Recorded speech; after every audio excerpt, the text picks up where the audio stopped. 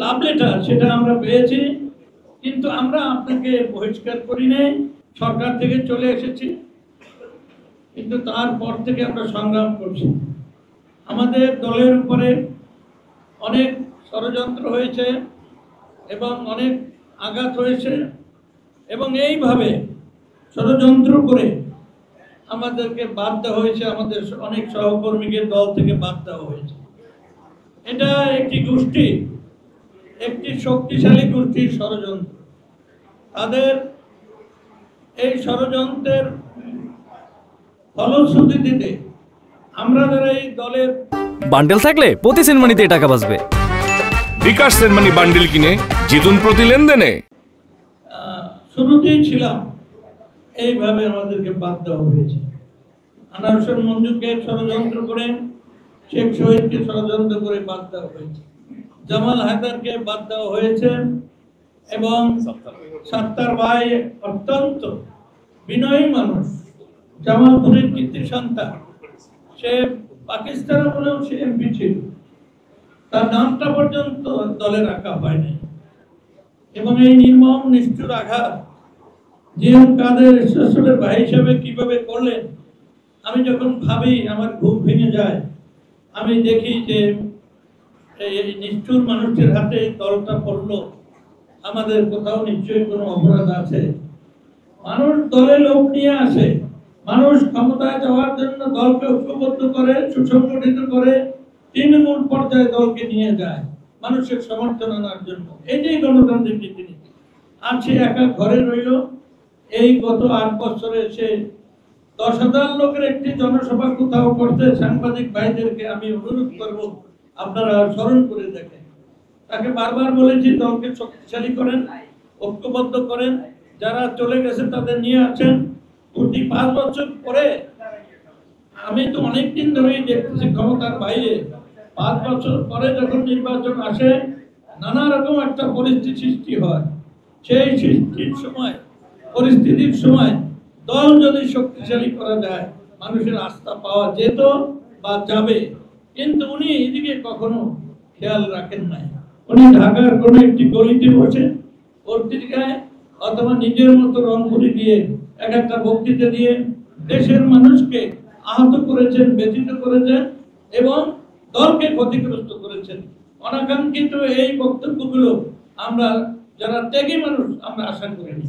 তাকে ভাই হিসেবে, তাকে পার্টির চেয়ারম্যান হিসেবে অনেক শ্রদ্ধা করে আসছে, কিন্তু আমার হৃদয়ে অনেক বড় ব্যথা। কারণ এই দলের লক্ষ লক্ষ নেতা কর্মীদেরকে নিয়ে এই 64টা জেলায় আমি বারবার গিয়েছি দলকে সংগঠিত করার জন্য। তিনি কি 10টি জেলায় কখনো গিয়েছেন? আমি 4 বছর পূর্বে তাকে পটুখালী নিয়ে গিয়েছিলাম, তখন হাজার হাজার লোক ছুটে আসছে, ভক্ত মানুষগুলো। আমার মনে একটা আশা এসেছে, যে বিশ্বাস এসেছে, আস্থা এসেছে যে দল আগামী দিনে ক্ষমতায় যাবে। কিন্তু তিনি সেটা আমি বললাম, আমরা সকলেই বললাম প্রত্যেক জেলায়, প্রত্যেক বিভাগে বড় বড় সমাবেশ করিয়ে আসেন।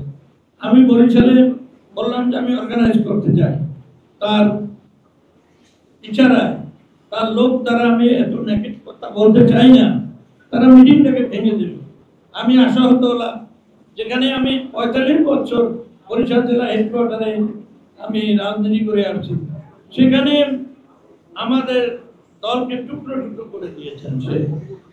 এই যে তার অরাজনৈতিক আচরণ দলকে স্তব্ধ করে দিয়েছে বারবার। সেজন্য আজকে আমরা এখানে একত্রিত হয়েছি। কেন? তার চিঠি পেয়েছি। কাদের ভাই, আপনার চিঠি আমার হাতে এসেছে। আপনার যে মানে লাভ লেটার সেটা আমরা পেয়েছি, কিন্তু আমরা আপনাকে বহিষ্কার করি নাই, আমরা আপনাকে ফেলে যেতে চাই না। আমরা দলকে শক্তিশালী করব, আবার বৃহত্তর ঐক্য করে আপনাকে আমরা আবারও বলবো আসেন, আপনাকে আমরা সম্মান দেব। কিন্তু দল ভাঙবে, দল ছোট হবে, এই রাজনীতি আমরা করব না। এবং আনিস ভাই আমাদের দলের একটি অহংকার, তিনি এই দায়িত্ব নিয়েছেন যে আসো সবাই একত্রিত হোক। এবং কাদের সাহেব কেন এই কাজটি করলেন, তার কি হয়েছিল, তার কি অসুস্থতা আছে নাকি, এটা পরীক্ষা করার প্রয়োজন আছে। কারণ মানুষ একটা মানুষকে আপন করা, ভালোবাসা, কাছে নেওয়া, তার সহযোগিতা নেওয়া, তাকে সহযোগিতা, এইটা কত কঠিন কাজ। আর সেখানে ইজি গোয়িং, আপনি চিঠি দিলেন আমাদেরকে, আমরা চিঠি পেয়েছি, কিন্তু এটা কোনো সুস্থ রাজনীতিবিদ এই ধরনের কাজ করতে পারে না। আমাদের ঘামে, আমাদের পরিশ্রমে, আমাদের টাকায়, আমাদের সারা দেশে মানুষের কাছে যাওয়ায় আমাদের আবেদনে মানুষ সাড়া দিয়েছে। আর আপনি আজকে আমাদেরকে দল থেকে অব্যাহতি দিলেন, সারা দেশের মানুষ আর যাওয়া প্রাথমিক সদস্য পর্যন্ত আপনি রাখেন নাই। আপনি কোন সময় থেকে রাজনীতি করেছেন আমার জিজ্ঞাসা, এটা কি রাজনৈতিক আচরণ? আপনি যদি একজন সেনাবাহিনীর সদস্য হইতেন, তাও আমি মনে করি যে ঈশ্বর সাহেব সেনা প্রধান ছিলেন, তিনিও এই কাজটি করতেন। তিনি আমাকে মহাসচিব কিছুদিন বাদ দিয়েছিলেন, তারপর প্রেসিডেন্টের সদস্য রাখছেন, স্পেশাল অ্যাসিস্ট্যান্ট রাখছেন, আবার মহাসচিব করছেন, আবার আমাকে বলেছেন অনেকের সামনে যে তুমি এই দায়িত্ব নাও চেয়ারম্যান। যে কথা আনিস ভাই বললেন, আমি সেই কথাই বলেছিলাম যে স্যার আপনি থাকতে এই দলের চেয়ারম্যান হওয়া, ভারপ্রাপ্ত চেয়ারম্যান হওয়া, এই নিষ্ঠতা আমি রাখি না। আমি আপনাকে ভালোবাসি, আপনার নামটি যথেষ্ট স্যার, আপনি ঘরে থাকেন, দল আমরা অর্গানাইজ করব।